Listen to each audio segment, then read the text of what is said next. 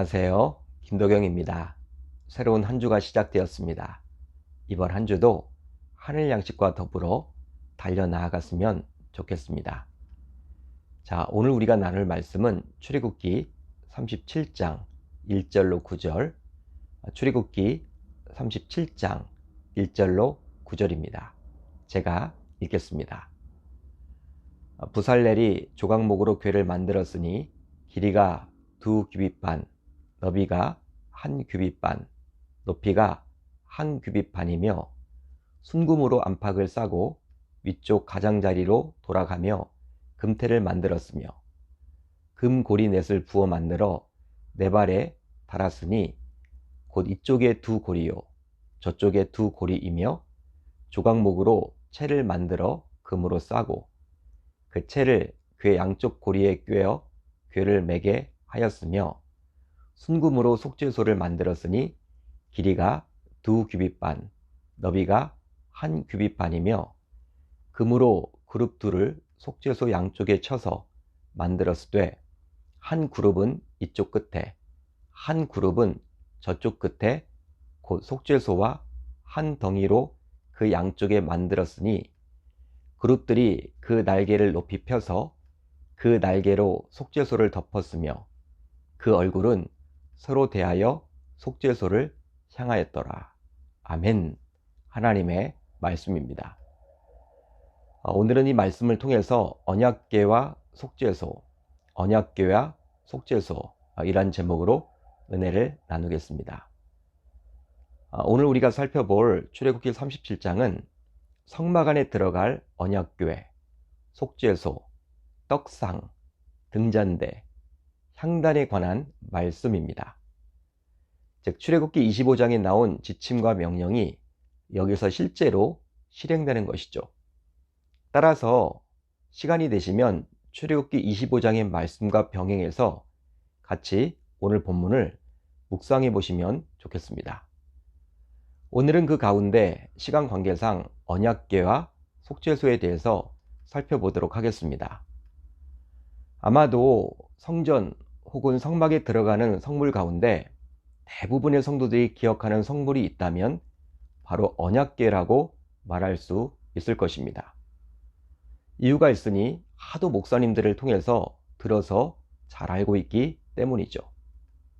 그렇다면 왜 목사님들은 이 언약궤에 대해서 강단에서 지금도 여전히 말씀을 하고 계실까요? 강조를 하실까요? 바로 언약궤는 성막에서 가장 중요한 기구이며 유일하게 지성소에 소장되는 기구이기 때문입니다. 더욱이 세상과 하늘의 만남을 상징하는 것이기 때문이죠. 한마디로 하나님의 임재를 상징하는 중요 성물로서 여겨지기 때문입니다. 언약궤는 위쪽이 열려있는 사각형의 상자라고 할 수 있는데요. 성경에 무려 180회나 언급되어 있습니다. 그렇게 여러 번 나온다는 것은 그만큼 중요함을 반증해주고 있는 것이죠. 그렇다면 언약궤의 규격은 어떠했을까요? 하나님께서는 그 정확한 크기까지도 친히 말씀해 주셨습니다. 따라서 인간이 자의적으로 만들어서는 곤란하겠죠. 그 규격은 다음의 구절을 보면 알 수 있는데요. 길이가 2규빗 반, 너비가 1규빗 반, 높이가 1규빗 반이며 보통 1규빗이 성인의 팔꿈치에서 가운데 손가락 끝까지의 길이이기에 일반적으로 45cm라 할 수 있습니다. 따라서 언약궤는 가로 112cm, 세로 67cm, 높이 67cm라 할 수 있겠죠. 그러기에 다소 아담한 사이즈 정도의 상자라고 볼 수 있습니다. 그런데요, 크기뿐만 아니라 우리 하나님께서는 그 언약궤의 재질까지도 친히 말씀해 주셨는데요. 바로 조각목, 즉 아카시아 나무로 만들어야만 했습니다. 자, 여기까지만 보게 되면 보통의 상자와 별반 다를 바가 없겠죠.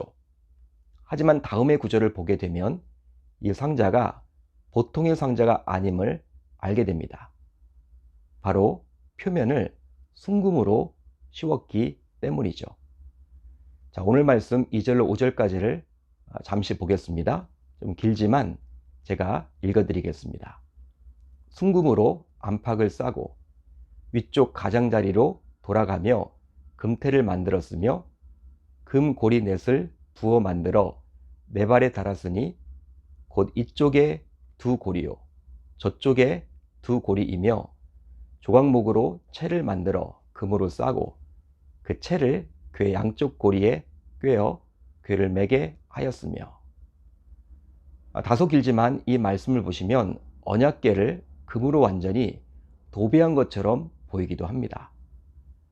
더욱이 4개의 금고리가 있고 이 고리 사이로 금으로 씌운 조각목 막대기를 넣어 영구히 두도록 했죠.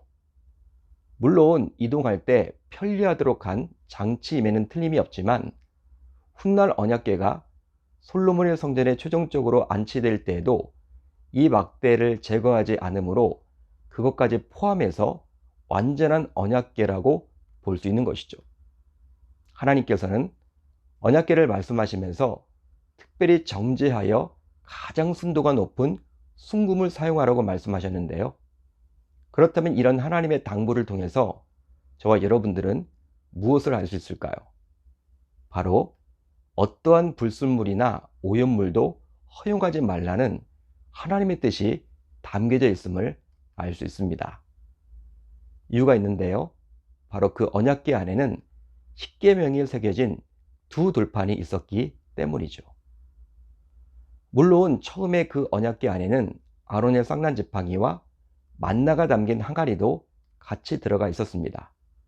하지만 세월이 흘러서 언약궤가 솔로몬의 성전에 안치가 될 때에는 오직 십계명이 새겨진 두 돌판만이 그 언약궤 안에 있었죠. 그 궤 안에는 두 돌판 외에 아무것도 없으니. 그렇습니다. 언약궤 안에 처음에는 아론의 쌍난 지팡이와 만나가 담긴 항아리도 같이 들어가 있었지만 세월이 흐르면서 그것들은 모두 사라지고 다만 십계명이 새겨진 두 돌판만 남았다는 것은 우리 신자들에게 의미하는 바가 참 큽니다. 바로 세상 끝날까지 유일하게 영원히 남는 것은 하나님의 말씀뿐이라는 것이죠. 따라서 아론의 쌍난 지팡이와 만나가 담긴 항아리는 하나님의 기적과 징조라고 볼 수 있는데요. 결국 이런 하나님의 기적과 징조도 모두 지나가지만 하나님의 말씀만큼은 영원히 남는다는 것이죠. 여러분, 이것을 믿으시면 아멘. 이것을 믿으시면 아멘.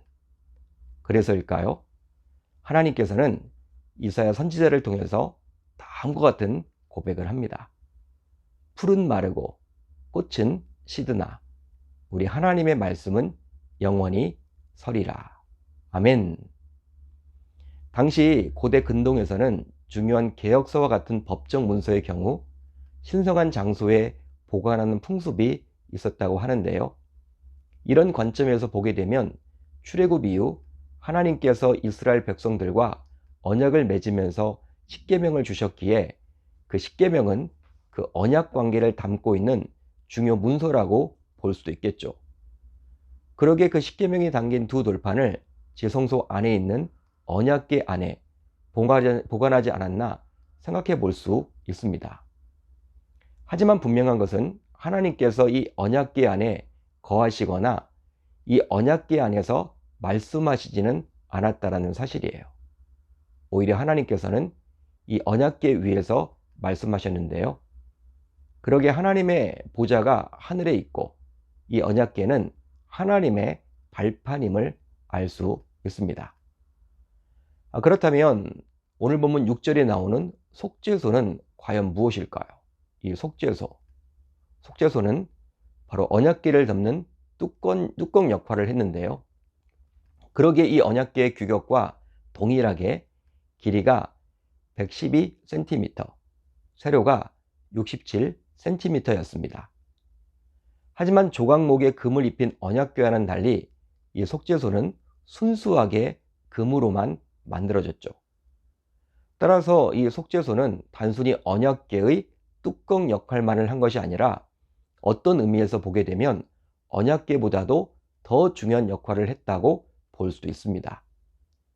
바로 그곳에서 백성들을 만나 주신다라고 하나님께서는 말씀해 주셨기 때문이죠. 자, 출애굽기 25장 22절을 볼까요? 이렇게 기록이 되어 있죠.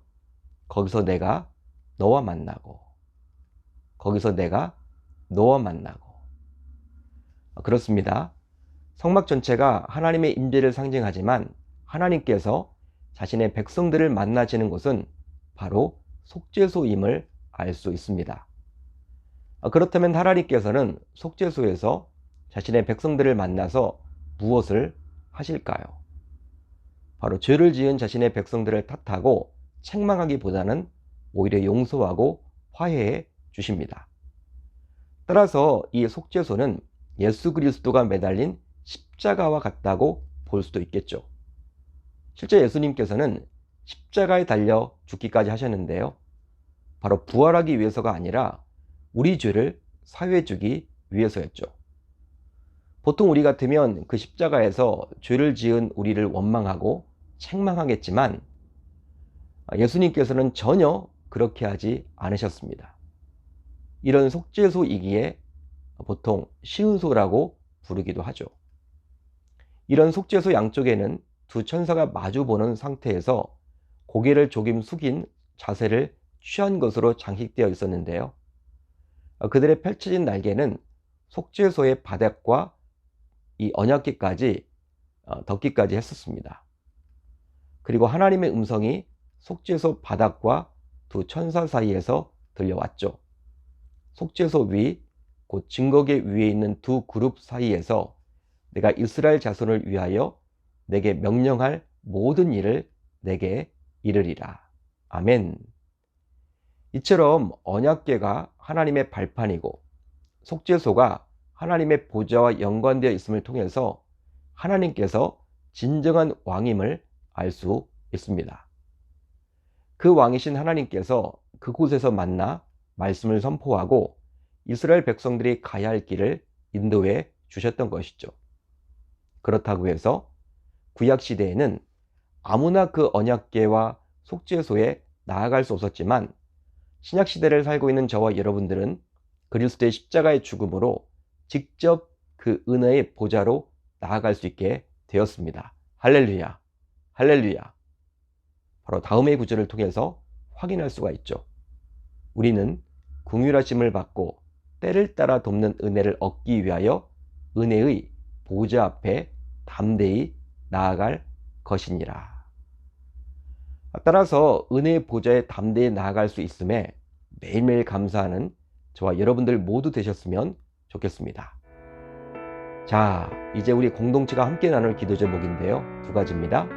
우선 진정한 중보자 되시는 그리스도로 인해서 은혜의 보좌 앞에 담대히 나가는 우리 계명교회 성도 모두 되게 하소서. 다음으로 환절기를 맞아 주의 권속 모두 영육 모두 강건하게 하소서. 오늘 말씀을 통해서 그 받은 은혜를 가지고 하루 종일 묵상하는 가운데 우리 주님의 세밀한 음성을 듣는 저와 여러분들이 다 되셨으면 좋겠습니다.